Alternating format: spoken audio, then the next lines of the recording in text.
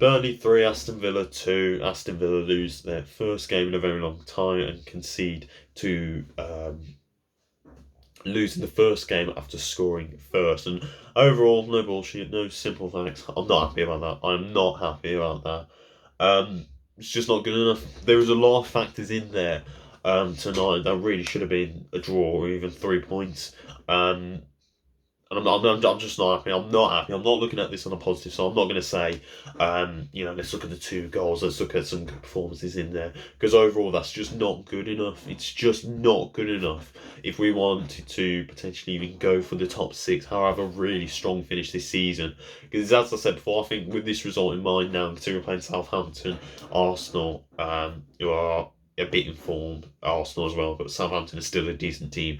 I think that's it for us. I think we're stuck in the mid-table now, and that's really disappointing considering the potential that we could have gone to achieve this season. It still can happen, but I just don't think it will. But in terms of the results tonight, absolute shambles.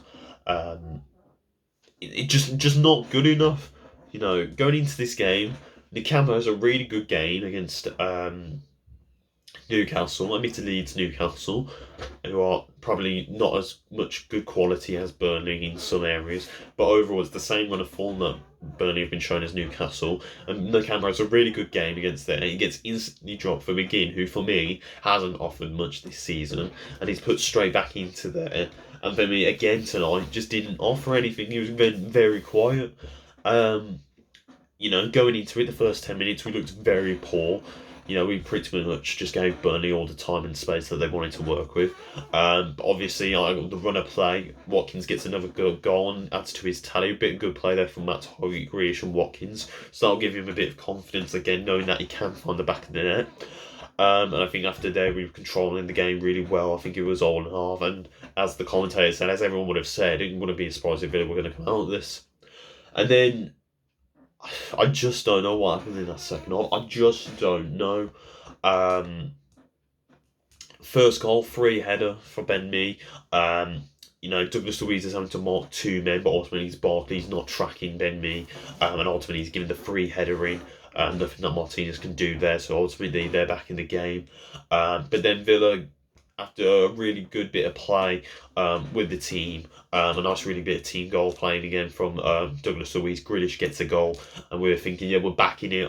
Talisman has got the goal, he's got us back into the game, and we're thinking, we're back in the ascendancy, we need another goal.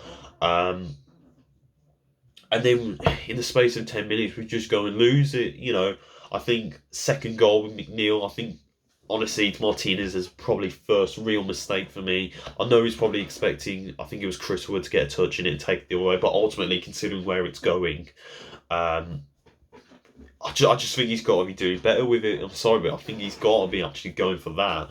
You know what I mean? If the ball's not getting whipped in, I still think there is a bit of reaction time to make sure you can get that final touch on that goal in your far post, and I just think that was really disappointing to see there.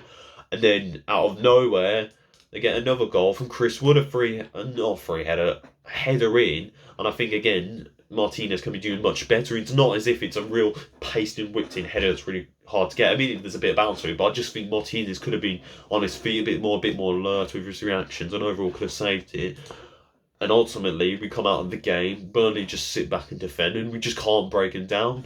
And it's really frustrating to see, because it's a game that we should have been getting 3 points out of, considering how well we actually played through it. We had the chances, but ultimately we didn't take them.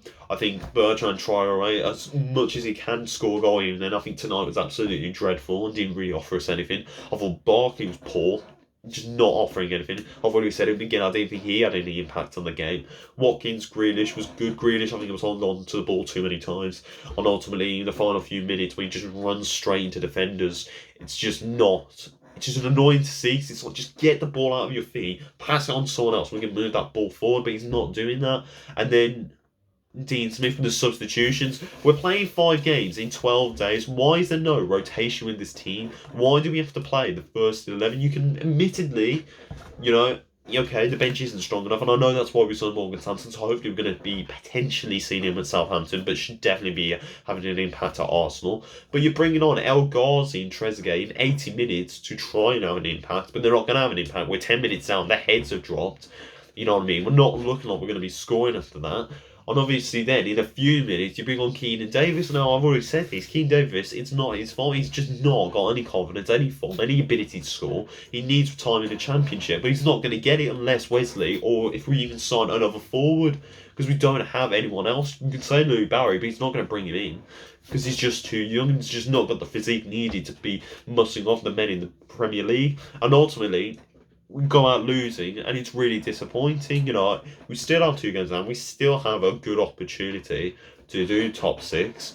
But for me, it's over. I just think we're stuck in the mid-table. So ultimately, I think it's fatigue from the games we're playing. I think it's down to Dean Smith as well, team selection wise and substitutions. He's got to change the substitutions. I don't stop playing until nearly 90 minutes of the game has gone to make a substitution, because we need to make impacts in this game, especially after 2-1 down, no 2-1 or 2-2 even. You can think, well, Bertrand Traore's not having a good game. He's not really adding much. I'm going to bring on El Ghazi, who does have form, who was scoring before the COVID break. I can bring on Trez again, take him off for Barkley. I mean, too late. It's not going to happen. And I just think overall, I don't want to say we just weren't up to the marks today, because I think we were. And as I said, I think it was a game that we should have got 3 points from. But ultimately, we've just crumbled. The mentality's dropped. Confidence just goes. Lack of concentration. And ultimately, we paid the price. Didn't take our chances. And ultimately, we sit here now, 10th place. 2 games in hand now. We're playing Southampton, we're playing Arsenal. It's getting much tougher now. I think we needed to be Burnley and Newcastle. We were going to try and maintain some confidence going into a bit more tougher fixtures. But ultimately, we faltered, and now it's probably going to get a lot tougher. And I think now Villa are starting to bite the bubble of their really good run of form this season. So there's my match reaction. Let me know in the comments down below what you think. Obviously, not happy. Really disappointing result, but we're going to keep the faith. And we're going to hope that Villa can come back on Saturday against Southampton. But without further ado, I've been Ben, up the Villa, with the pride of Villa. We'll see you later, boys.